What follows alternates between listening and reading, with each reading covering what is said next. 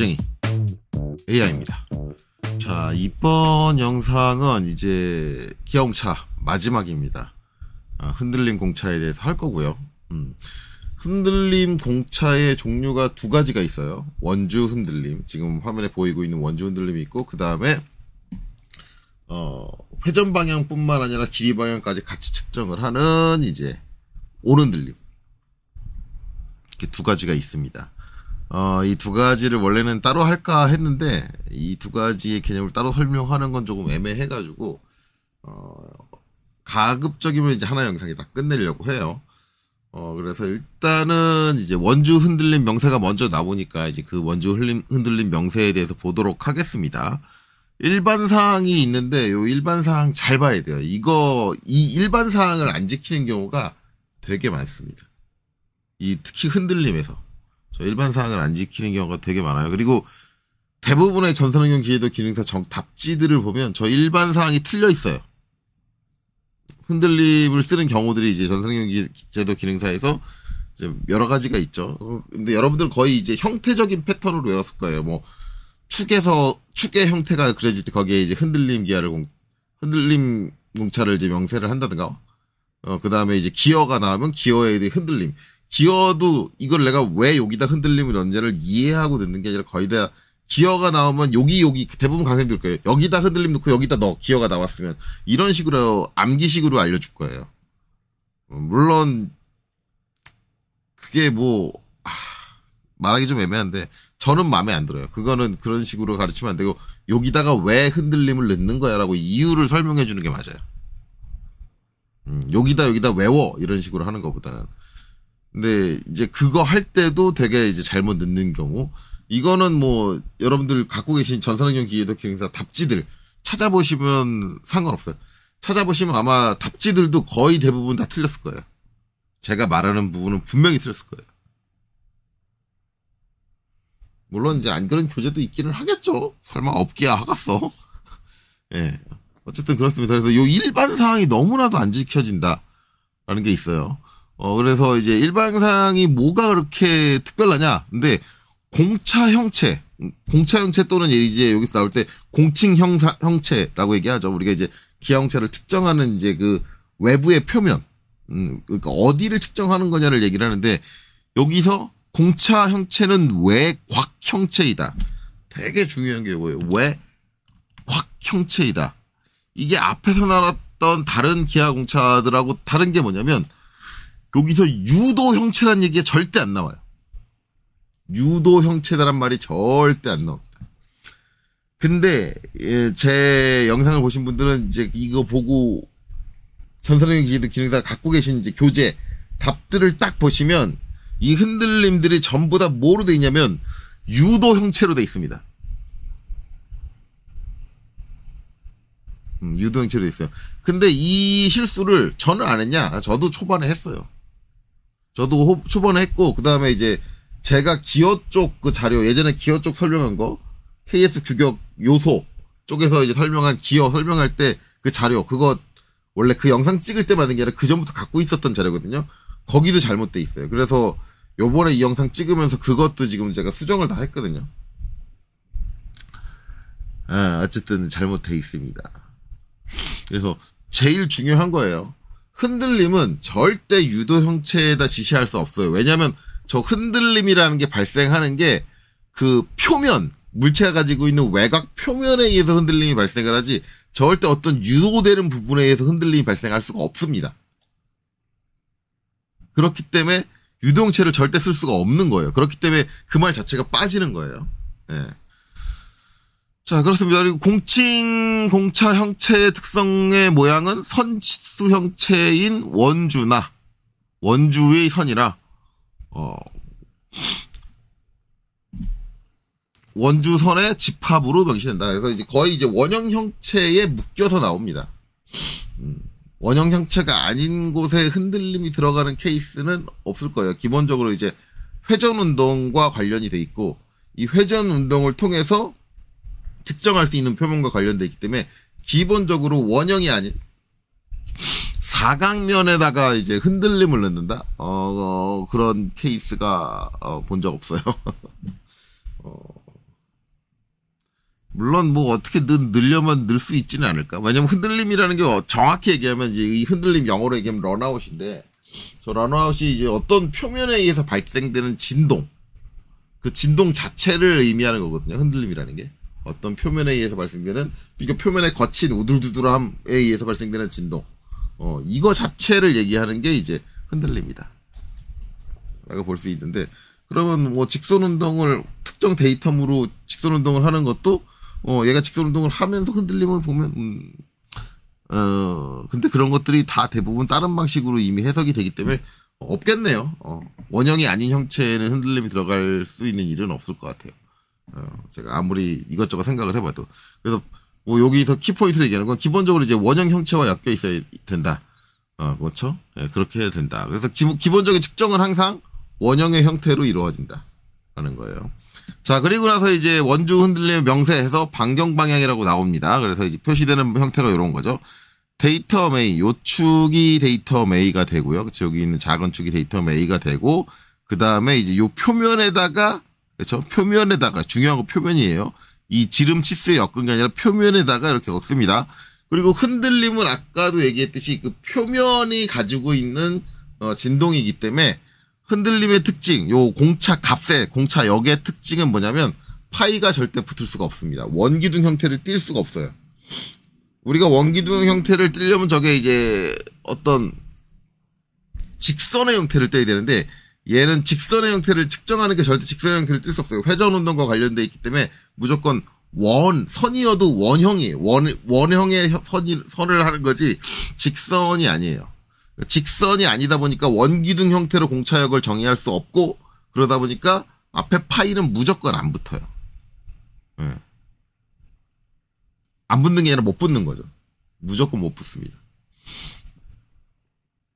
이렇게 되는 거죠. 그래서 이제 이렇게 되고, 이거에 대한 해석은 이제 데이터 메이, 그러니까 A라는 요 원기둥의 표면을 통해서 추출되는 유도 형체인 요 중심축, 저 표면에서 유도된 중심축 A라는 그 축의 수직인, 직각인 임의의 횡단면. 임의의 횡단면은 이제 요 원형의 한쪽 단면을 잘랐을 때, 그 바깥에 그 단면 자르면 이제 원형이 될 거 아니에요? 원기둥이니까. 원형이 되면 그 원 표면, 그 표면을 얘기하는 거죠. 횡단면에서, 횡단면의 평면에서 추출선은 반지름이 0.1의 차가 있는 동일 평면의 두 개의 동심원 사이에 들어있어야 된다. 이게 무슨 얘기냐면, 결국은 이제 이거를 여기서 이렇게 뭐 임의의 횡단이라 했으니까 이렇게 잘랐다 라고 하면 이 자른 단면에는 이렇게 원이 생긴다. 그쵸? 이 원이다. 이 원이 생겼다. 그쵸? 근데 이제 여기서 반지름이 0.1의 차가 있는 동심원 사이에 들어있어야 된다. 그쵸? 반지름이 0.1 차가 있는, 중요한 거 이제 이런 식으로 해석이 된다는 얘기죠. 요 t가. 근데 이제 여기서는 이 반지름 값이, 이 값이 얼마냐는 신경 안 쓰는 거예요. 이거는 치수공차로 되는 거고, 여기서 이렇게 해서 옵셋 0.1, 반지름 차가 0.1이라으니까 0.1 딱 요렇게, 요거 사이에서 표면 진동이 발생을 한다. 뭐 이것도 오케이고, 만약에 옵셋 0.1, 요거 안쪽으로 했죠, 이번엔. 요거 사이에 이제 진동이 발생을 한다. 이것도 오케이인데, 단지 이제 요 범위가 치수공차에서 벗어나면 안 되겠죠. 치수공차 개념을 가지고 이제 거리를 측정을 하는 거고, 실제 흔들림에서 보는 건 뭐냐?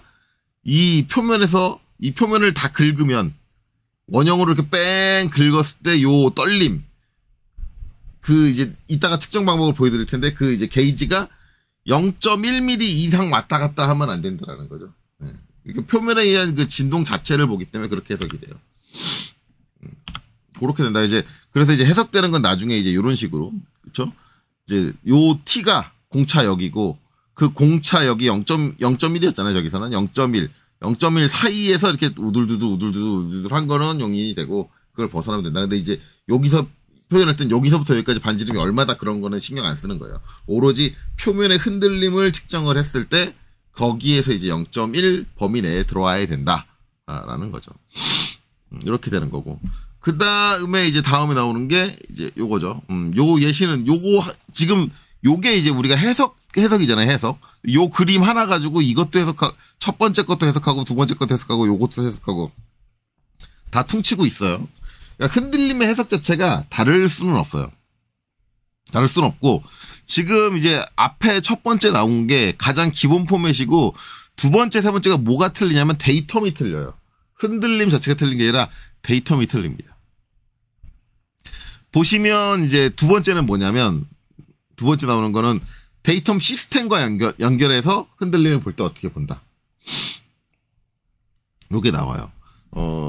요게 나오는데 이제 요 데이텀 시스템 이거 솔직히 말하면 요것도 되게 중요하거든요. 왜냐면 여러분들이 전산응용 기계에서 기능사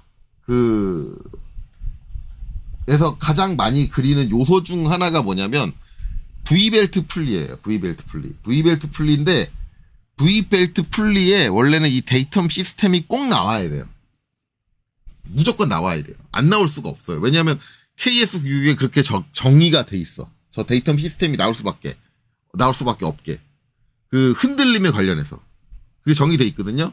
근데 여러분들 다 지금 미리 얘기하지만 그게 어떤 건지 알려드리지는 않을 거지만 여러분들이 갖고 계신 전산응용 기계지도 기능사의 답지에 이제 V벨트 풀리 거기에 흔들림이 기입돼 있을 거예요. 분명히 두 개의 흔들림이 기입돼 있을 거예요. 하나는 원 표면 쪽, 원주 쪽에, 원의 지름 쪽에 이제 기입이 돼 있을 거고, 또 하나는 이제 측면, 축의 직각을 이루는 면에 대해서 들어가 있을 건데, 그 측면에 대한 기하 공차. 그게 그렇게 들어가면 안 됩니다. 일단 그게 화살표가 가리치는 방향도 그 방향이면 안 돼요.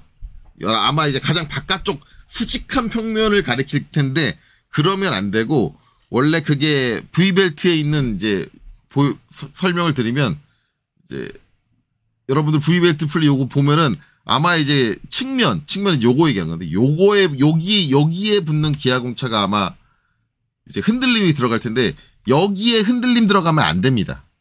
그 흔들림. 이게 이제 여러분들 V벨트 풀리 케이스 규격을 보면 림 측면 흔들림이라고 적혀 있어요. 림 측면 흔들림. 근데 그거를 대부분 이제 교재 만드는 사람이나 지금 학원 강사들이 측면이라고 하니까 얘라고 생각을 해요. 근데 측면이라고 해서 얘라고 생각을 하고 계신 분들은 KS 규격에 있는 V벨트 풀리를 한 번도 안 읽어보신 분이에요. 한 번도 안 읽어보신 분들이에요. 진짜로. 솔직히 말씀드리면 저도 KS 규격에 있는 V벨트 풀리를 읽기 전까지는 그게 맞는 줄 알고 여기다 붙였어요. 그러니까 저도 그때 뭐예요? 케이스 규격을 한 번도 안 읽었던 사람이에요. 림 측면이라니까 림 측면이면 저기겠지? 이렇게 생각을 해버린 거예요. 근데 림 측면이라고 얘기하는 거 여기 얘기하는 게 아니라 이면 얘기하는 겁니다. 경사면. 이거 KS 규격에서 V벨트를 찾아보세요. 그 뒤에 나와요. 저기에다 붙여야 된다. 그리고 이 면에 대해서 흔들림을 규정을 할 때 데이텀 시스템이 나옵니다. 그거를 이제 유의를 하셔야 돼요. 자, 어쨌든, 이제 요거에 나오면서 이제 이런 거 얘기까지 나오는데, 어쨌든 이제 저 데이텀 시스템, 이 등장을 한다. 어이구. 갑자기 왜 일로 갔니? 일로 와야지. 어쨌든 이제 지금 요거는 이제 데이텀 시스템에 관련된 거고, 여기서 이제 1차 데이텀이 누구냐? B다. 그렇죠?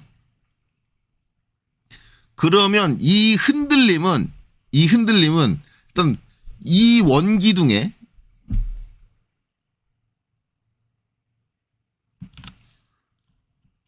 요 원기둥의 원형 표면을 측정을 하는데 측정을 할 때 어떻게 측정을 해야 되냐면 첫 번째 1차 데이텀이 B이기 때문에 반드시 이 측면 이 원기둥에 있는 이 측면이 어느 데이텀에 딱 일치를 해, 어떤 판에 일치를 해가지고, 판때기에 일치해가지고, 직각인 상태로 얘를 측정을 해야 돼요. 그러니까 이 축의 직각이 아니라 이 면의 그러니까 이 축에 일치하게, 이 축과 평행하게 측정을 하는 게 아니라 이 면에 직각이 되게 측정을 하는 게 가장 관건이에요. 네. 그리고 우리가 데이텀 A를 잡잖아요. A를 잡으면 만약에 B가 1차 데이텀이 되면 얘가 갖고 있는 축이 이렇게 기울어져 있을 수도 있잖아요. 그러면 얘는 기울어진 채로 측정을 해야 돼요. 기울어진 채로 물어가지고 측정을 해야 돼요. 왜? 1차 데이텀은 B야. 그러니까 무조건 이 면의 직각인 상태로, 즉 여기서 측정되는 이 원표면에서 추출되는 선은 반드시 요 B면과 평행한 평면상에 있는 점들로 이루어져요. 그게 제일 키포인트야. 이게 이제 데이텀 시스템이죠. 1차, 2차를 주면서 누가 우선이야, 뭐가 더 중요해 를 명확하게 알려주는 게 데이텀 시스템이에요. 지금 그려져 있는 요 축의 직각인 게 중요한 게 아니라, 아니야. 이 면의 평행인 게 중요해. 내가 그 흔들림을 보는 그 원은. 그거예요. 그 얘기를 하는 거예요. 그래서 얘를 하려면 일단 요 B라는 면을 일치시키는 게 우선이고, 그 B라는 면을 어떤 게이지 평면과, 그러니까 측정 평면과 일치시킨 다음에, 그 다음에 이제 요 A를 물어줘야 돼요. 이 일치하는 상태를 유지하는 상태에서. 솔직히 말하면 이제 이게 제일 어려운 것 중에 하나인데, 왜냐면 A가 1차고 B가 2차면 쉬워요. 그럼 일반적으로 어떤 구멍에, 전에도 한번 얘기했지만 구멍에 뭘 어떤 걸 이 축을 껴야 될 거 아니에요. 어쨌든 측정을 하려면 이 축을 껴야 되는데, 구멍에 축을 끼기 시작하면 누가 1차가 되냐면 항상 축이 1차가 돼요. 항상 축이 1차예요. 왜냐면 얘가 먼저 들어가야지 그 다음에 이면이 닿을 거 아니에요. 그러면은 얘가 이 원통의 표면이 닿는 게 먼저 되기 때문에 저게 우선 딱 고정이 돼버리거든요. 그러니까 되게 어려운 거예요. 요 측정 방법은. 근데 지금 이 장비는 이 축에 대한 직각보다는 이 면에 대한 평행이 더 중요하다. 저 표면의 흔들림 자체. 그걸 얘기를 하는 겁니다. 이제 그런 것들을 이제 그렇게 해석을 해야 된다. 그래서 이제 이런 케이스도 있다라는 거고. 그 다음에 나오는 거는 공통 데이터. 이거는 제가 이제 앞에서 몇 번 얘기했을 거예요. 이거는 이거죠. 이건 이거예요. 이건 이거. 이거라고요. 여러분들 축 갖고 계신 전산응용 지휘도 기능사 답지 봐요. 그러면 이거 직경에다가 원주 흔들림 붙일걸요? 안 붙이지 않을걸요? 솔직히 말하면 이 축에서 우리가 여기에서 이 표면에 내가 보고 싶은 게 뭘까? 흔들림일까요? 표면에? 아니에요. 지금은 얘는 여기서 우리가 실제적으로 보려고 하는 건 이 원과 그 다음에 이 원 기둥과 그 다음에 이 원 기둥과 이 원 기둥. 이제 얘네들이 역할을 하는 거잖아요. 여기는 베어링이고 여기는 베어링이고 여기는 이제 V벨트고 여기는 스포기어고. 이것들의 중심이 다 어떻게 해야 돼요? 딱 일치해야죠. 뭐가 나와야 돼요? 동축이 나와야 돼요. 정확한 개념으로 동축이 나와야 돼요. 동심이 아니라 동축이 나와야 돼요. 동축이 나와야 돼요. 그 동축을 보는 건데, 그러면 여기다 뭘 붙여야 돼요? 원래는 동축도를 붙여야죠. 그렇죠? 동축도를 붙여야 되는데, 여러분들이 알고 있는 답지는 동축도, 저렇게 돼 있는 축에다가 동축도를 붙여놓은 답을 보신 적 있어요? 없을 거예요. 다 뭐 붙여요? 원주 흔들림 붙여놨어요. 온 흔들림도 아니고 원주 흔들림. 제가 이제 동심, 동축 설명할 때 분명히 말씀을 드렸지만, 이 동심과 동축은 여러분들이 알고 있는 답처럼 흔들림으로 대체가 될 수가 있어요. 왜 그러냐면, 요 다음에 이제 설명할 측정 방식을 설명드리면, 측정 방식이 저거의 동축, 동심을 측정하는 방식과 온 흔들림과 원주 흔들림을 측정하는 방식이 완전히 똑같아요. 그 데이터를 어떻게 필터링을 하느냐에 따라서 이걸 동축, 동심으로 볼 거냐, 아니면 원주, 온 흔들림으로 볼 거냐, 이렇게 바뀌거든요. 근데 이 필터링 방식이 동축, 동심이 더 복잡해요. 왜냐하면 한 단계를 더 거쳐야 돼요. 그러니까 게이지로 읽어드린 값을 바로 못 써요. 동축, 동심은. 그 읽어드린 값을 가지고 동축, 동심은 유도 형체이기 때문에 뭘 해줘야 되냐면 필터링을 해서 내가 원하는 유도 형체의 값을 찾아야 돼요. 계산하는 과정에 한 번 더 들어가야 돼요. 근데 흔들림은 그 표면에서 읽은 값을 그대로 쓰는 거기 때문에 이 계산 과정이 빠져요. 그러니까 우리가 거의 대부분 동축 동심을 볼 때는 이거를 흔들림으로 대체할 수 있는 상황이 된다라고 하면 무조건 대체를 해요. 그럼 여기서 질문할 수 있는 거는 어떤 분은 그럴 거예요. 선생님, 그러면 여기서 여기 32파이하고 여기 32파이하고 동축을 보는데 그거는 왜 흔들림으로 대체를 안 해요? 왜냐하면 이건 흔들림으로 측정할 수 없으니까. 얘가 만약에 흔들림으로 측정 가능하다라고 했으면 그렇게 했을 거예요. 근데 기본적으로는 흔들림으로 측정이 불가능한 형체다. 그러니까 기본적으로 이제 회전 운동이라는 것이 들어가야 되는데 회전 운동을 시키면서 이 표면을 이제 원형으로 이렇게 긁어서 측정을 할 수 있느냐가 관건이거든요. 근데 여기는 내측이기도 하고 외측도 아니고, 만약에 외측이면 가능할 수 있는 방법이 있어요. 근데 구멍의 안쪽이기도 하고 그거의 구심점을 만들기도 힘들고, 그래서 이쪽은 측정 자체가 흔들림으로 이루어지기에는 힘들다라고 해서 이제 저긴 그냥 순수하게 원래 우리가 확인하려는 개념이 동축이니까 그냥 동축 측정해라는 거예요. 이건 내경이니까. 근데 이제 이거는 일반적으로 우리가 많이 사용하는 요 축의 형태는 회전시키면서 측정하기 딱 좋거든요. 이런 축들은 완전히 원형으로만 돼 있으니까. 그러면 이쪽은 충분히 측정이 가능하다. 그렇기 때문에 어차피 똑같은 방식으로 측정된 데이터를 가지고 할 거니까 이제 그거를 계산을 더 나는 방향인 이제 흔들림으로 대체를 한다라는 거죠. 여기서도 이제 한 가지 더 해야 되는 거는 이제 이게 만약에 동축이다. 제가 아까 동축이라고 얘기했잖아요. 동축이라고 한다면 대체되는 흔들림이 요 원주 흔들림이면 안 돼요. 왜냐면 동축은 요 직경이 가지고 있는, 이 직경이 가지고 있는 중심축의 전체를 다 보는 거거든요. 얘가 이렇게 기울었냐, 이렇게 기울었냐, 이것까지 보는 거예요. 동축이라고 하는 거야. 그렇다고 한다면 원주 흔들림은 어떻게 측정하냐면 여기서 임의의 횡단을 측정하기 때문에 게이지를 여기 한 군데다 딱 놓으면은 이 이후에 게이지를 왔다 갔다 움직이질 않아. 이렇게 축 방향으로. 그러면 여기 하나에 있는 점, 중심점을 측정하게 되고, 이 중심점을 측정하는 건 이제 제가 동심에서 할 때 뭐라 그랬어요? ACS. 임의의 횡단의 개념이에요. 그래서 여기 우리 이제 기형차 설명 나올 때 요 원주 흔들림에 대한 해석이 나올 때 항상 뭐라 그래요? 임의의 횡단면이라는 얘기가 계속 나와요. 그래서 이 원주 흔들림은 ACS의 개념, 즉 동심의 개념을 측정할 수밖에 없다. 동심의 개념을 측정할 수밖에 없다.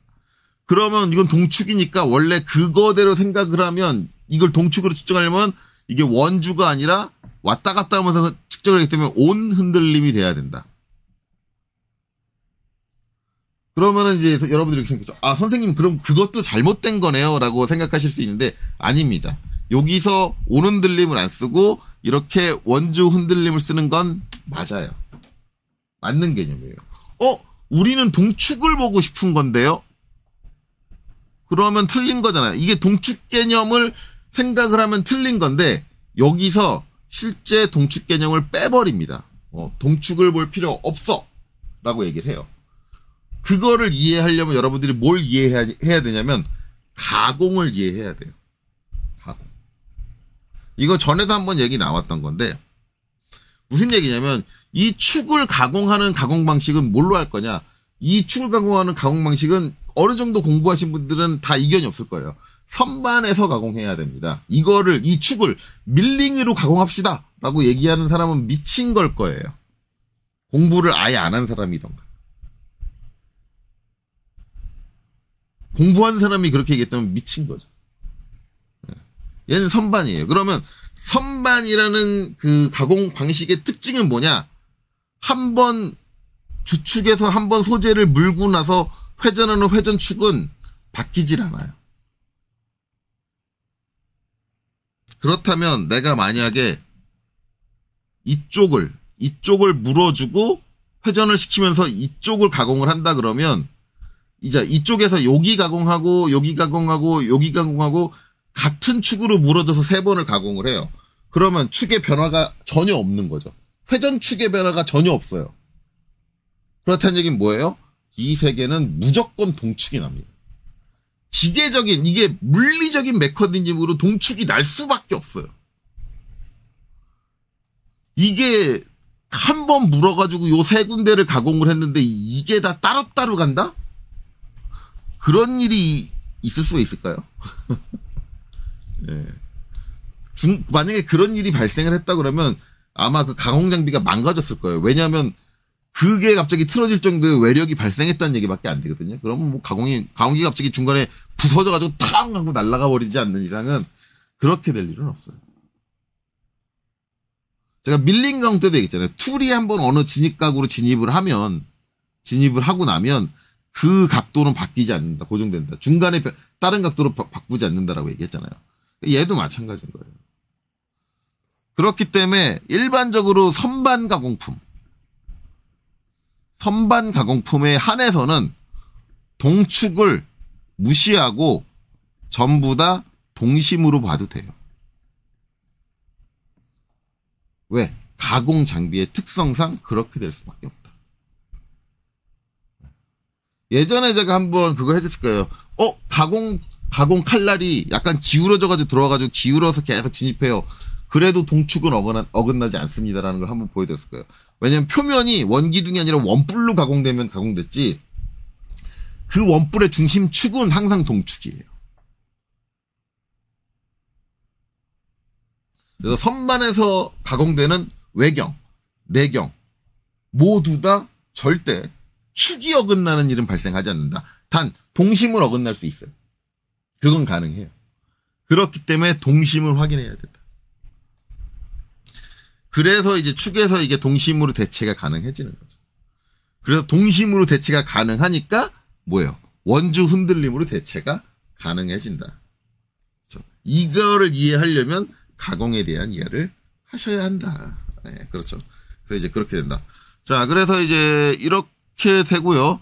이제 중요한 건 이거죠. 여기서 A, B 공통 데이터를 썼다. 이게 지금 뭐예요? 얘예요. 결국 이제 얘가 사용되는 거는 조립돼가지고 어떻게 놓여요? 이쪽 베어링이 잡고 이것만 가지고 위치가 결정이 나느냐? 아니죠. 이쪽 베어링이 잡고 요 2개 베어링이 잡는 거에 의해서 저 축의 수평이 결정이 나요. 그 수평에 맞춰서 여기 있는 V벨트와 여기 있는 기어가 회전을 하는 거예요. 그러면 이거를 데이터를 표기할 때 어떻게 표기해야 된다? 이렇게 A, B 2개를 표기하고 그 다음에 여기에 공통 데이터입니다. 이렇게 표기를 해줘야 된다. 이게 맞는 거다. 여러분들이 알고 있는 이 중심 축선에다가 양쪽에다 AA 붙여놓고 그렇게 하는 거는 틀린 거다. 그렇게 지시 못하게 돼 있다. 케이스 규격에는. 그러니까 그렇게 답을 적어놓은 모든 교재들은 다 엉터리다.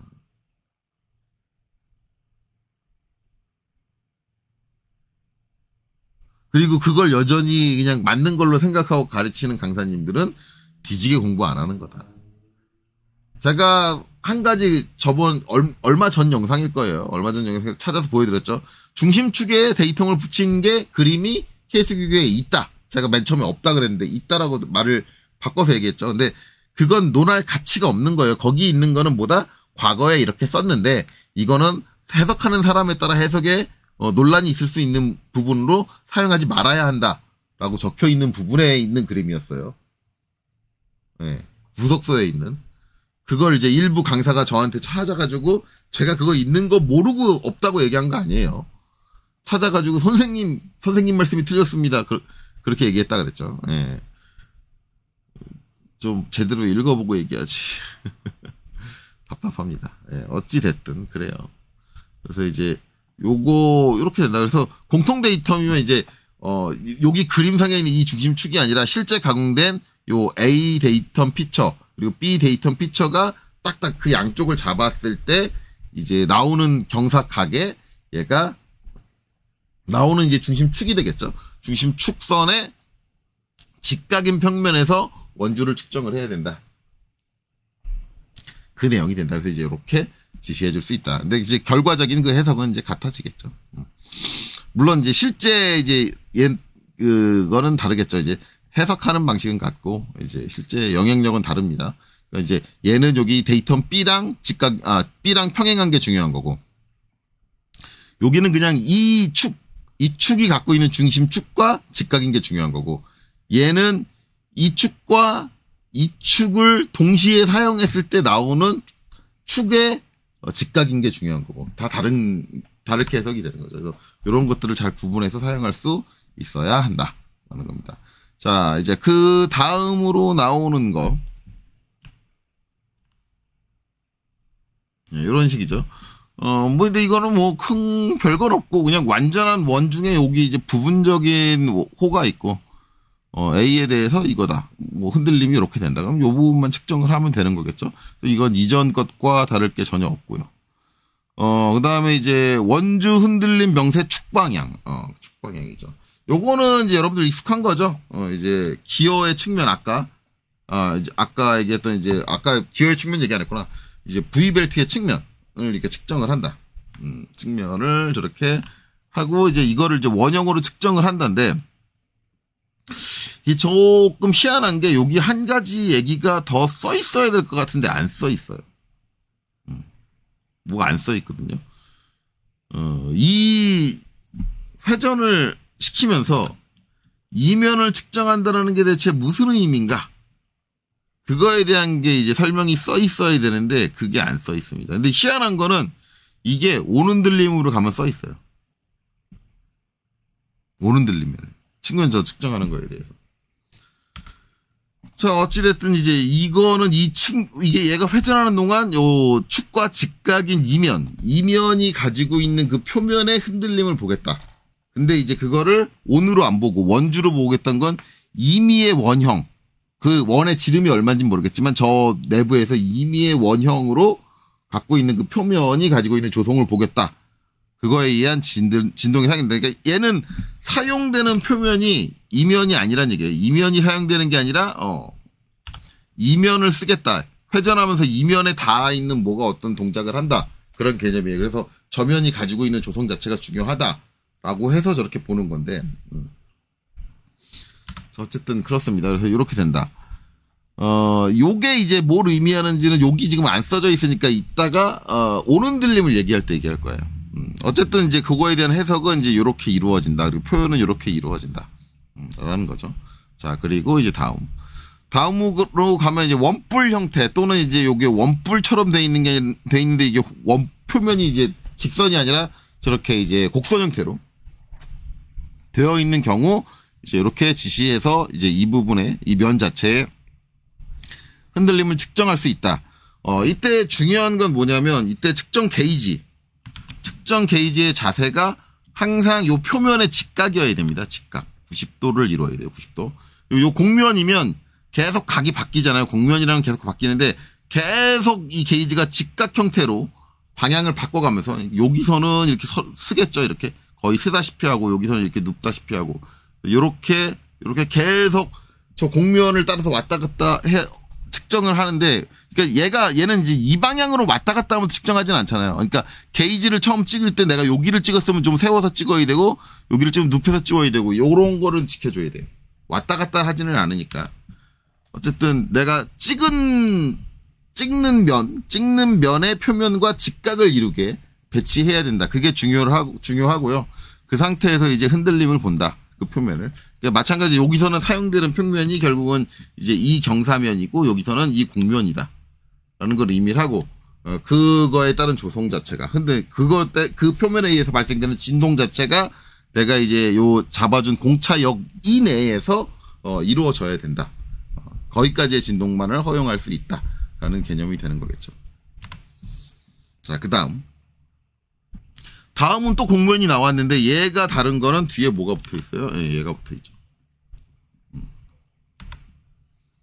여기에 붙어 있습니다. 저거 뭐냐? 예전에 한참 전에 나왔으니까 또 기억 안 나시겠죠? 예전에 한참 전에 나온 거. 저건 뭘까? 이거죠. 방향 형체 지시자. 저거 방향 형체의 지시자는 뭐를 의미한다? 방향 형체의 지시자는 결국 측정 게이지의 자세. 어떻게 그 측정 바늘이 어떻게 표면을 찔러야 된다. 그 자세예요. 방향 형체 지시자는.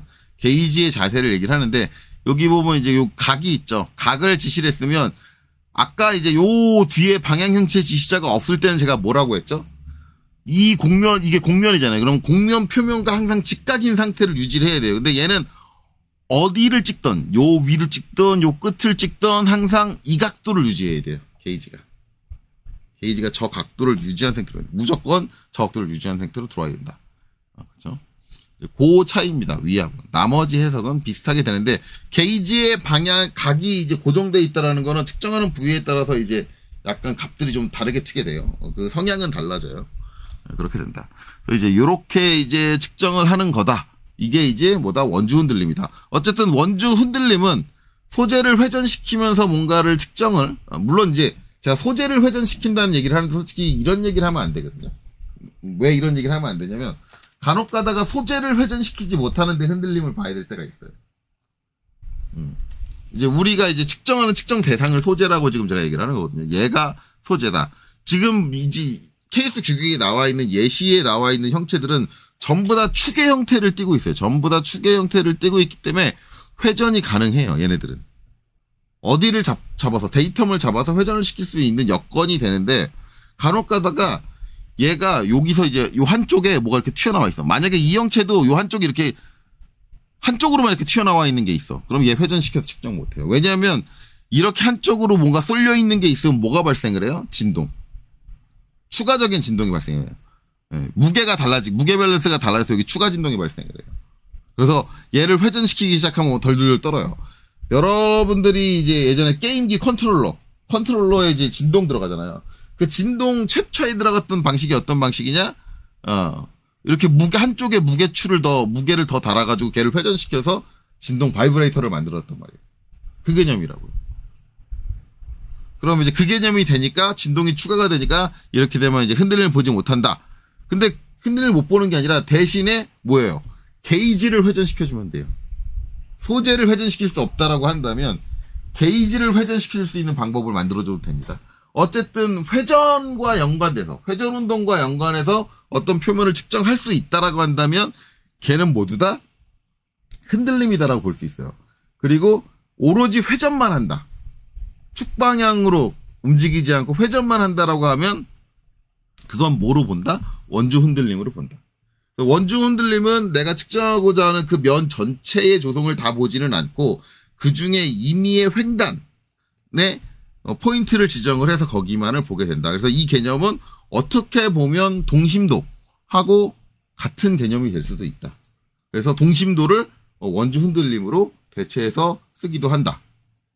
제가 그렇게 설명을 하고 있는 거죠. 자, 그 다음에 이제 오른들림입니다. 오른들림은 앞에 이제 원주 흔들림하고 다 똑같아요. 다 똑같은데, 자, 일단 공차 형체는 외곽 형체이다. 마찬가지 여기 뭐가 안 나와요? 유도 형체입니다라는 얘기 안 나와요. 유도 형체라는 말이 절대 나오지 않는다. 이게 이제 특징이고, 여기서 이제 아까 얘기한 대로 반지름에 대한, 회전 방향의 반지름에 대한 이제 그런 구속은 없다. 반지름 값은 여기서 측정 안 하고 그건 치수공차에서 별도로 측정을 하는 거고. 얘는 오로지 그 표면이 가지고 있는 그 흔들림, 진동, 바이브레이트, 뭐 요런 것들만 따지게 된다. 자, 그리고 나서 이제 쭉 가면 이제 온 흔들림 명세, 반지름 방향 해가지고 이제 이렇게 나오죠. 이렇게 나오면 아까처럼 이제 공통 데이텀을 사용을 했다. 단지 차이는 뭐다? 온 흔들림이다. 그럼 무슨 얘기냐? 아까 이제 요게 이렇게 화살표가 하나였을 때는 뭐예요? 게이지를 뭐 여기서 내리든 한 군데에 내려서 한 바퀴 돌려서 측정하면 끝. 게임 끝. 측정 끝. 그래서 그 진동값, 그 한 바퀴 돌려가지고 나온 진동값만 가지고 측정을 하면 된다. 그거죠. 근데 얘는 그게 아니죠. 얘는 오른들림이니까 어떻게 돼요? 게이지가 여기서 한번 측정하고 여기서도 한번 측정하고 여기서도 한번 측정하고 저렇게 얘기를 하지만 결국은 뭐예요? 이쪽으로 쭉 가면서 저 원통 표면 전체에 대한 흔들림을 다 봐야 한다. 그럼 왜 저렇게 봐야 하느냐? 네, 실제적으로 이제 이걸 어떻게 생각을 하면 되냐면, 이 전체의 표면, 전체를 다 봐서 봐야 되는 거는 둘 중 하나예요. 만약에 이 흔들림을 내가 동심 또는 동축의 개념이다 라고 한다면, 동심을 볼 때는 아까 얘기했듯이 원주 흔들림으로 하면 된다. 근데 얘 동심 보면 안 되고 얘가 동축을 무조건 봐야 되는 애야 라고 한다면, 동축을 봐야 된다 그러면 얘는 온흔들림이 돼야 된다. 즉 동심 동축을 대신해서 사용을 할 때는 내가 동심 대신해서 쓰는 거냐 동축을 대신해서 쓰는 거냐에 따라서 원주냐 온이냐가 달라진다라는 거예요. 근데 얘가 만약에 이제 동심 동축하고는 상관없고 이 표면이 가지고 있는 진동의 특성을 가지고 본다라고 하면은, 그때는 얘가 이 표면이 어떤 역할을 한다는 얘기잖아요. 이 원통 표면이 어떤 애랑 이렇게 닿아가지고 뭐 이렇게 닿아 있는 물건이 있다. 이렇게 닿아 있는 물건이 있어서 이 표면 가지고 이 표면 마찰을 하는 저 닿아 있는 요 표면을 가지고 계속 이제 얘가 회전할 때 어떤 특성을 일으킨다라고 한다 그러면, 이 길이 방향 전체가 영향을 미친다. 즉 이게 가장 크게 얘기되는 게 뭐냐면, 닿아 있는 물체나 아니면 이 축이 이렇게 닿은 상태에서 이제 축 방향으로 앞뒤로 왔다 갔다 한다. 이게 축 방향 운동이라고 하는데, 어떻게 얘기하면 이제 이 방향으로 왔다 갔다 하는 거니까 이거를 이제 기구적으로 하면 피스톤 운동. 피스톤 운동을 해야 된다라고 하면은, 피스톤 운동을 해야 된다 그러면 이때는 온흔들림 봐야 됩니다. 왜냐하면 이 앞뒤 방향으로 있는 이 원통 표면의 이거 자체가 이 거칠거칠한 저 진동 자체가 앞뒤로 움직일 때에 피스톤 운동을 할 때에 영향을 줄 수 있으니까 그때는 온흔들림을 봐야 되고, 아니면 이 면이 한번 조립하고 딱 조립되고 어떤 포지션, 다른 물체하고 딱 맞닿는 포지션이 있는데 이게 위치가 앞뒤로 왔다 갔다 하면서 바뀌는 게 아니라 딱 이 상태로 고정된다라고 하면, 어차피 그 면의 조성을 전체를 다 볼 필요 없이 그냥 지금 닿아 있는 상태에서 면 전체를 이용을 하는 거기 때문에 이거는 원주로 봐도 된다.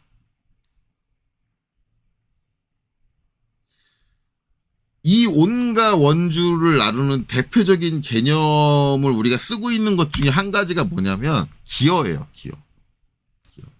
여러분들이 스퍼기어, 뭐 이제 전산환경 기계사 공부해 보신 분들은 다 아시겠지만 스퍼기어 보면은 요 뭐예요? 여기서 이제 여기에 이렇게 원주 흔들림이 들어가잖아요. 이쪽은 온흔들림입니다. 요 직각 방향 여기는 온흔들림 들어가는 거 맞고, 요면은 온흔들림이 들어가는 게 맞고, 요것도 간혹가다 강사님들끼리 막 싸워요. 어떤 분은 이게 이제 원주다, 어떤 분은 온이다. 그런데 이제 솔직히 말하면 이 케이스 규격에 나와 있는 건 저게 이제 온흔들림으로 나와 있고요. 개념적으로 이 부분의 개념을 따졌을 때 저건 온이 되는 게 맞아. 온이 되는 게 맞고, 그건 이 개념은 나중에 설명을 해야 될 부분이고, 어쨌든 지금 설명드려야 될 건 이거거든요. 이거. 이렇게 붙어 있는데, 얘가 원래는 이게 정확히 말하면 이제 요 외경, 지금 외경에 대한 걸 흔들림을 보겠다라는 게 아니에요. 얘는 의미가.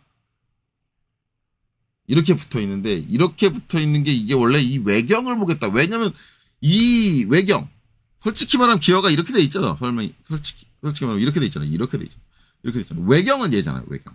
끝에. 요 끝에 살짝 있는 거, 이거. 얘잖아요, 얘. 얘는 아무 일도 안 하죠. 일은 어디서 해요? 여기서 하잖아. 기어끼리 맞물리는 건 여기서 맞물리잖아.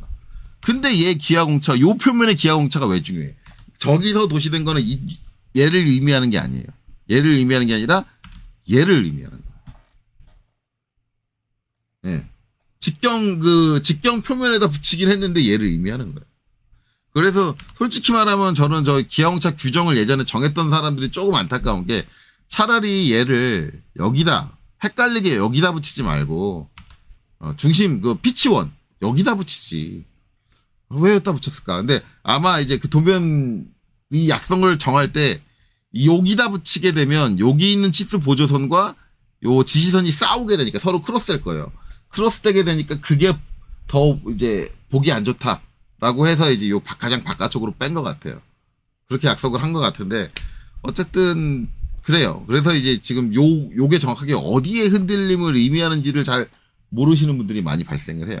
근데 어쨌든 중요한 건 그게 아니라 이 인벌유튜브에 있는 저 표면에 대한 이제 흔들림, 저 인벌유튜브가 얼마나 제대로 가공이 됐는가를 판단하기 위한 저 표면에 대한 흔들림을 측정하라는 뜻이거든요. 저게 그 흔들림을 보세요 라는 뜻인데, 이게 원주로 돼 있으면 임의의 횡단만 봐도 된다. 근데 실제로 우리가 기어 이빨이 닿는 건 그 이빨 면 전체가 다 닿잖아요. 서로 면 전체가 다 닿는 거예요. 근데 왜 원주로 하냐? 깃발이 기어가 맞물린 채로 제가 축 방향으로 슬라이싱 하면서 움직이면서 도는 건 아니라 한번 자리 딱 두 면이 닿아가지고 자리를 잡으면 슬라이싱은 안 돼요. 축 방향으로 슬라이싱 되진 않잖아요. 그렇죠? 그러니까 제자리에서 어차피 닿아서 움직이는 거니까 굳이 축 방향으로 다 측정을 할 필요는 없고 임의의 횡단의 한 개의 조성만을 측정을 해도 상관이 없다. 그렇게 보는 거예요.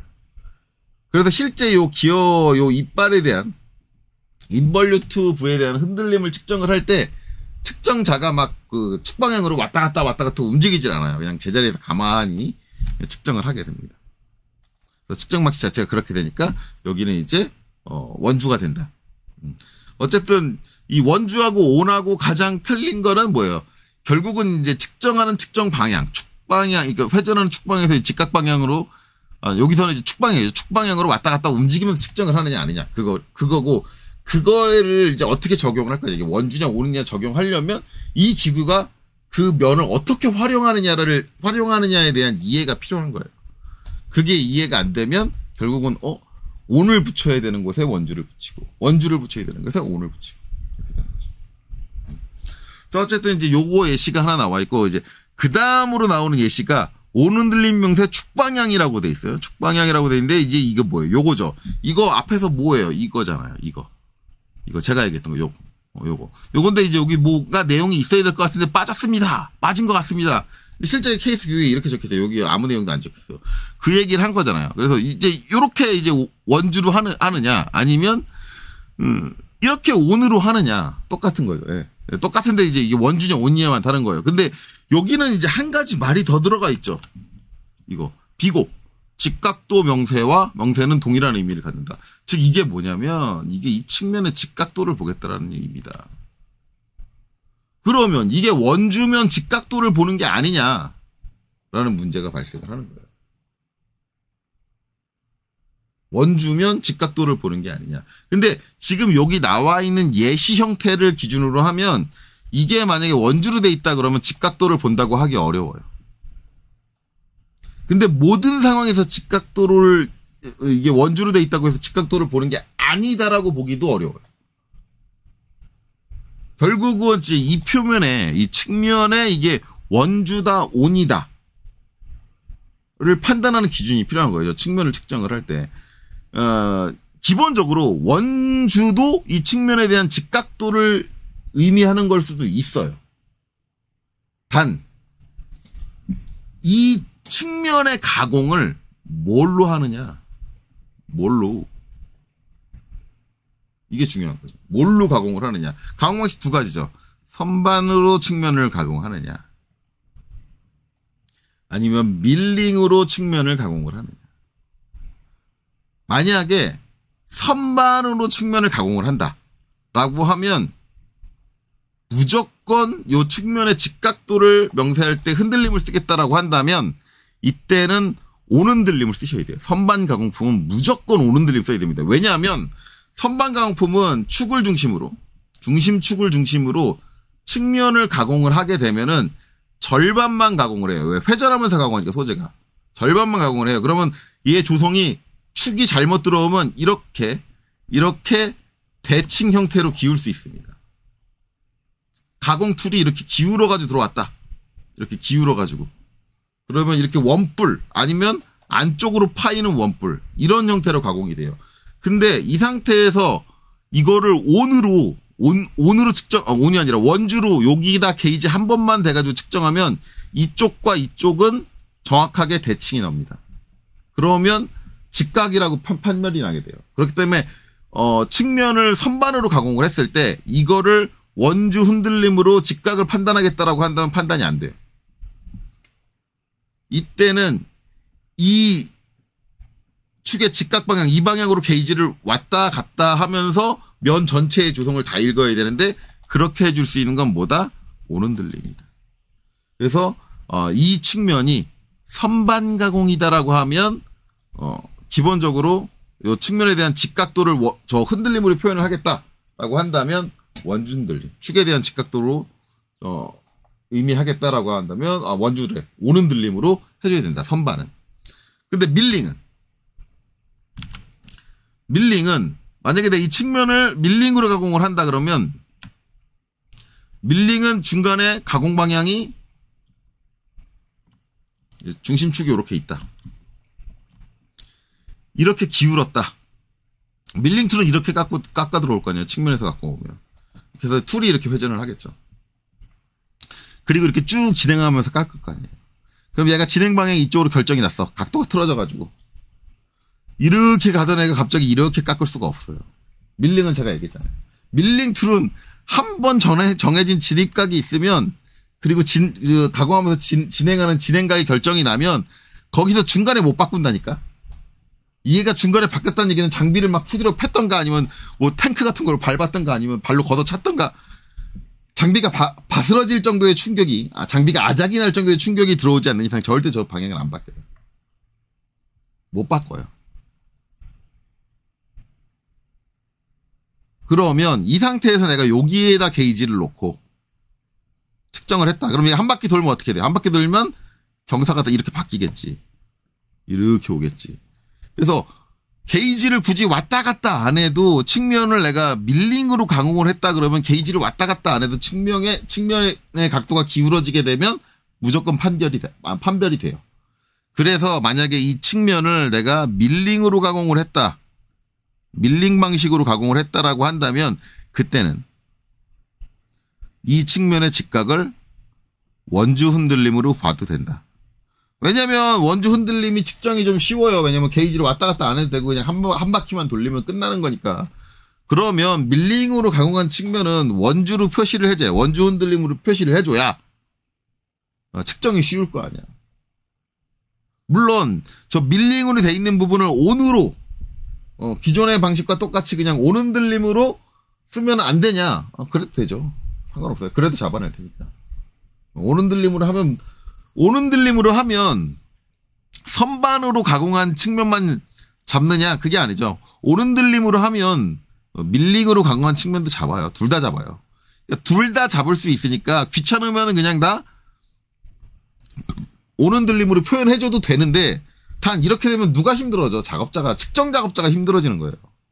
그러니까 측정 작업자를 조금이라도 생각을 해준다면 밀링으로 가공한 표면은 원주로 표현을 해주는 게 낫지. 그래야 얘가 측정을 좀 짧게 빠르게 끝내고 다음 작업으로 넘어갈 거 아니에요.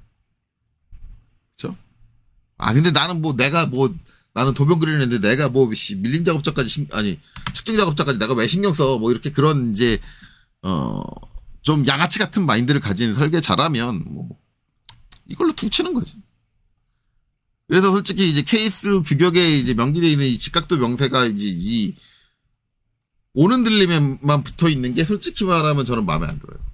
이건 너무 양아치 마인드 아니야? 물론 이걸로 밀링 방식의 측면이든 아니면 선반 방식의 측면이든 모두 둘 다 이제 각도가 틀어진 직각도가 틀어진 거를 잡아낼 수 있기는 하지만 그렇다고 해서 저거 하나로 퉁치려고 하는 건 너무 양아치 마인드 아니냐. 그렇습니다. 어쨌든 이제 이게 직각도의 의미를 갖는다. 이거를 굳이 적는다는 얘기는 거의 이제 이렇게 측면에 쓰는 경우는 저 측면에 여기 중심축에 대한 데이텀 축에 대한 직각도를 보는 데 많이 써요. 다른 데 쓰지 않고 직각도를 보는 데 많이 써요. 그래서 그렇습니다. 자, 이제는 그렇게 된다. 자, 그래서 이걸로 이제 명세에 대한 내용은 다 끝났어요. 자, 일단 기아공차 명세에 대한 설명은 이걸로 끝입니다. 완전히 끝이고 이제 남은 거는 이제 측정 방식, 그쵸? 측정 방법에 대한 설명이 추가적으로 필요한 거고, 그 다음에, 측정 값을 이제 어떻게 산정을 하느냐, 이제 그게 필요한 건데, 원래 이제 그것까지 다 찍을 수 있지 않을까라고 했는데, 이게 원주하고 오는 들림을 동시에 설명을 하다 보니까, 거기까지는 어렵네요. 그래서, 측정 방식에 대해서는, 다음 영상에서 찍어 올리도록 하겠습니다. 자, 이번 영상 여기까지 보시느라 수고 많으셨습니다.